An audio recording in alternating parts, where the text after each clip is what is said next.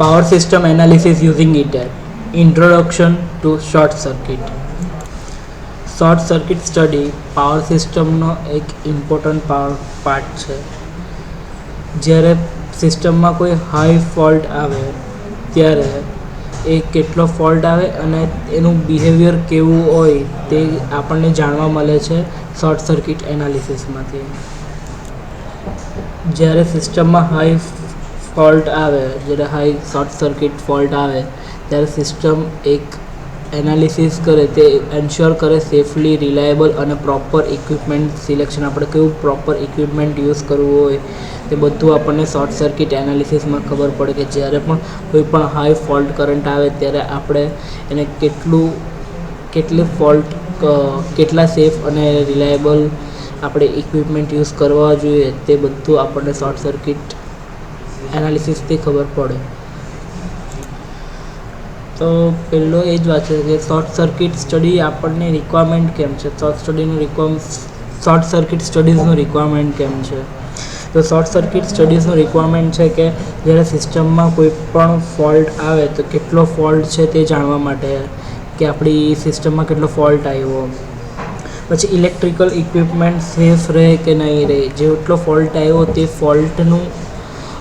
તે fault equipment સહન કરી શકે કરે કે નહીં તે જાણવા માટે. પછી ઇક્વિપમેન્ટ ડેમેજ ના થાય તેના માટે આપણને શોર્ટ સર્કિટ એનાલિસિસ જરૂરી છે. અને સિસ્ટમ કેટલી આપણી રિલાયેબલ બને તે આપણને ખબર પડે. અને એક્સ્ટ્રા આપણા પૈસા ખર્ચ ના થવા, કેપિટલ કોસ્ટ ના વધે તે આપણને ખબર પડે. લોડ ફ્લો એનાલિસિસની જેમ જ શોર્ટ સર્કિટ એનાલિસિસના મેઇન 3 સ્ટેજ છે, જે પ્લાનિંગ સ્ટેજ છે, ડિઝાઇનિંગ સ્ટેજ છે અને ઓપરેશનલ સ્ટેજ છે. કે એનું પહેલાં પ્લાનિંગ કરવું, પછી એનું ડિઝાઇનિંગ કરવું અને એનું ઓપરેશન કેવી રીતે થાય તે આપણને ખબર પડે. પ્લાનિંગ સ્ટેજમાં આપણે ઓવરઓલ સિસ્ટમનું લેઆઉટ આપણે ફાઇનલ કરીએ કે આપણે સિસ્ટમ કેવડી મોટી કેટલી બનાવી છે. પછી એમાં આપણે કેટલા વોલ્ટેજ લેવલ આપણે સિલેક્ટ કરી શકીએ, કેટલા વોલ્ટેજ લેવલ રાખવા છે, કેટલા વોલ્ટેજ લેવલની આપણે સિસ્ટમ બનાવવાની છે. અને કંડક્ટરના કેબલ અને સાઇઝ અને એના રેટિંગ આપણે એ કરી શકીએ કે આપણે જેટલા વોલ્ટેજ લેવલ છે તો તે પ્રમાણે એનો કરંટ હોય અને તે પ્રમાણે આપણે કેબલ્સ અને કંડક્ટરનો યુઝ કરી શકીએ. કે સૌથી વધારે કરંટવાળા હોય તો કંડક્ટર, વધારે કરંટ હોય તો કેબલ અને કંડક્ટર એવો પ્રોપર યુઝ કરી શકીએ. તો બધું આપણે પ્લાનિંગ સ્ટેજમાં કરવાનું હોય. ડિઝાઇનિંગ સ્ટેજ, એક વખત આપણે પ્લાનિંગ સ્ટેજમાં બધું પ્લાન કરી દીધું કે આપણે આટલા વોલ્ટેજ લેવલ રાખવા છે અને આટલી ઇક્વિપમેન્ટ્સ મૂકવી છે કે એમ, તો ત્યારબાદ જેટલા વોલ્ટેજ લેવલ હોય તો તે પ્રમાણે આપણને એટલી સેફટી જોઈએ તો એ સેફટીને ધ્યાનમાં રાખીને આપણે સર્કિટ બ્રેકર મૂકવા જોઈએ. તો કેટલા રેટિંગના આપણે સર્કિટ બ્રેકર મૂકીએ તે પ્રોટેક્શનમાં યુઝ થાય. અને રિલેસ છે, ફ્યુઝ છે, તો એ પ્રોટેક્શન સ્કીમ આવી ગઈ કે આપણે આટલા રેટિંગ માટે આપણે કેવી પ્રોટેક્શન સ્કીમ યુઝ કરી શકીએ આપણે શોર્ટ સર્કિટથી પ્રિવેન્ટ કરવા માટે. ઓપરેશનલ સ્ટેજમાં આપણે એવું જાણી શકીએ કે આપણું જે ઇક્વિપમેન્ટ છે જે સેફ છે કે નહીં અને એનાથી કંઈ નુકસાન ના પહોંચી શકે, એ આપણું ઇક્વિપમેન્ટ કેટલું સેફ છે, આપણી સિસ્ટમ ઓન ગોઈંગ રહી તે આપણે ઓપરેશનલ સિસ્ટમમાં જાણી શકીએ. અને check the impact system expansion or modification on fault, આપણે કોઈ જે એવું પણ ચેક કરી શકીએ કે આજે આપણી પ્રેઝન્ટ સિસ્ટમ છે જેને આપણે એક્સપાન્ડ કરી શકીએ કે નહીં કરી શકીએ, અને કરી શકીએ તો આપણે એના કેટલા વોલ્ટેજ લેવલ એને એક્સપાન્ડ કરી શકીએ એ બધું આપણને ઓપરેશનલ સ્ટેજમાં ખબર પડે છે. એટલે in short, the short circuit studies ensure the safe, reliability and a proper equipment selection throughout the life cycle of the power system. Power સિસ્ટમની લાઈફ સાયકલમાં એક શોર્ટ સર્કિટ સ્ટડીઝ એકદમ જ એક ઇમ્પોર્ટન્ટ હિસ્સો છે જે સેફ, રિલાયેબલ અને પ્રોપર ઇક્વિપમેન્ટના સિલેક્શન સાથે કામ થાય. Main objective of short circuit analysis. Short circuit એનાલિસિસનો શું મેઇન ઓબ્જેક્ટિવ છે? તો આપણે એનો સૌથી પહેલો મેઇન ઓબ્જેક્ટિવ કે આપણે સર્કિટ બ્રેકરની વિસ્ટેન્ડ કેપેસિટી ચેક કરી શકાય. એની વેલ્યુ એક રેટિંગ કરીને કે સર્કિટ બ્રેકરની કેટલી વિસ્ટેન્ડ કેપેસિટી છે, કેટલો હાઈ કરંટ ફોલ્ટ આવે છે સર્કિટ બ્રેકર એની વિસ્ટેન્ડ કેપેસિટી છે.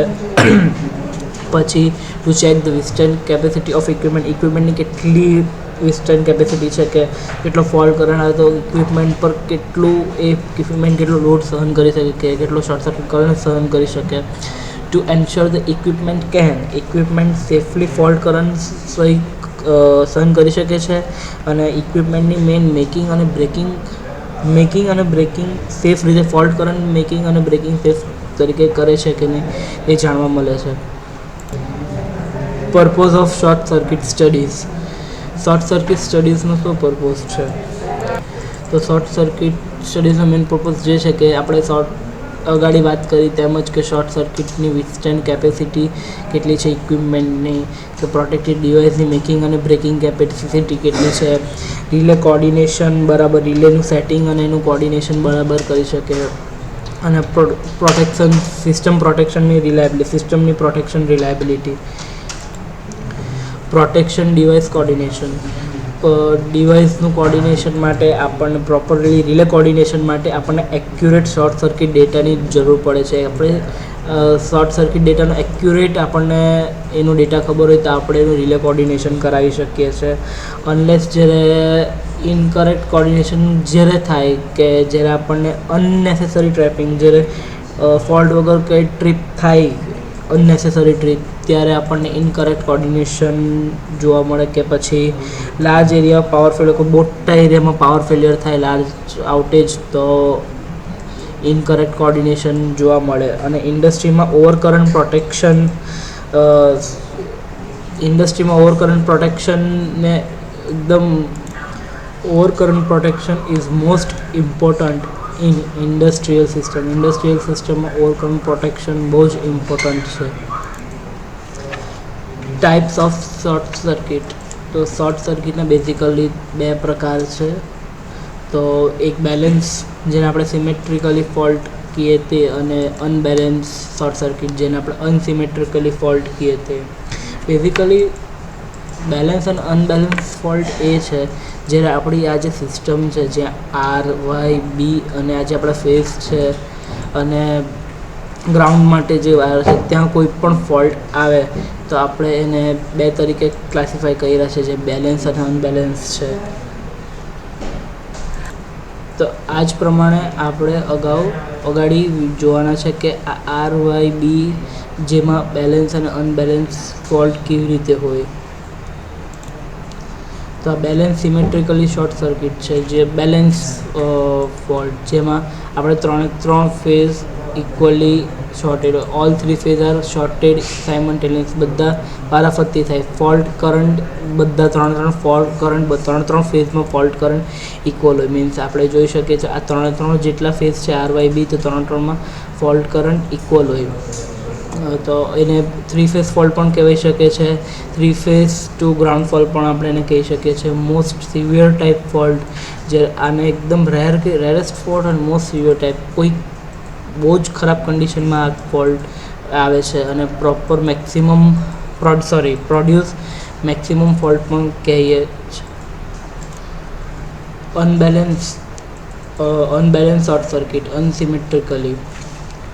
તો અનસિમેટ્રિકલીમાં ઓલ ત્રણ ફેઝ અલગ, not all the three phase are affected. ત્રણ ફેઝને અફેક્ટ નહીં થતો હોય, કોઈ પણ એક ફેઝ કાં કોઈ પણ બે ફેઝને અફેક્ટ થતો હોય, જેમનું એક્ઝામ્પલ છે લાઇન ટુ લાઇન ફોલ્ટ. તો આને આપણે લાઇન ટુ લાઇન ફોલ્ટ, તો આપણે phase to phase fault LL fault કહીએ છીએ. Line to line fault, line to line or phase to phase. Line to ground, તો લાઇન ટુ ગ્રાઉન્ડ ફોલ્ટ આને કહી શકીએ છીએ.